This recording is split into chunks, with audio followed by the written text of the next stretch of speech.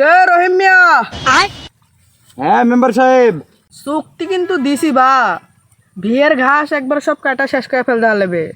আমি আবার পরে কইলা লাগামো। আরে মেম্বার সাহেব কোনো টেনশন করেন না, আপনি বাড়িতে যায় লাখের সরষের তেল দা ঘুমান গা। আমি আর আমার পোলা মিলে দিনে 2 বিঘা মাটির ধান কাটি, আর আপনার তো মাত্র 4 কাটা ঘাস, এটা কাটা শেষ করে ফেলা দেবো, আপনি বাদ যান গা। মুখের কথাটা যেন ঠিক থাকে। আরে মেম্বার সাহেব, আমার বাপের মুখের কথা আর হাসির পুটকি একই, যখন তখন গু বের হয়ে যায়।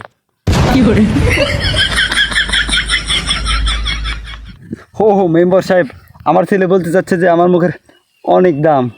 ও বুঝতে পারছি। আরে মেম্বার সাহেব আপনি বাসায় যান গা, আমরা ঘাস কাটা শেষ করে আসিতে, আপনি বাসায় যায় টাকাটা রেডি রাখেন। আরে বাবা টাকার টেনশন করিস না, টাকা তোর নামে বাইরেকে গুছা থইয়া দিছি। আরে মেম্বার সাহেব, টাকা রাখছেন ভালো কথা, ওই টাকা তো জীবনও লিয়া পারবে না, আর ঘাসের ভের ঘাস কেটেও ফুরে পারবে না। আর আমার বাপ সেটি সেটি হাসির পুটকের মতন পস পস করে কথা কয়। বান্দির বাচ্চা তো কিন্তু ভিড়ের মধ্যে বুঝতে থামু।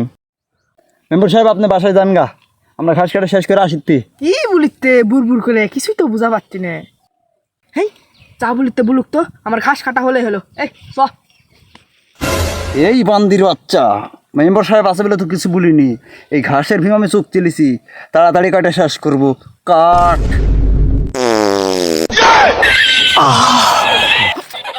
গ্যাস টেনে বের করে দিন।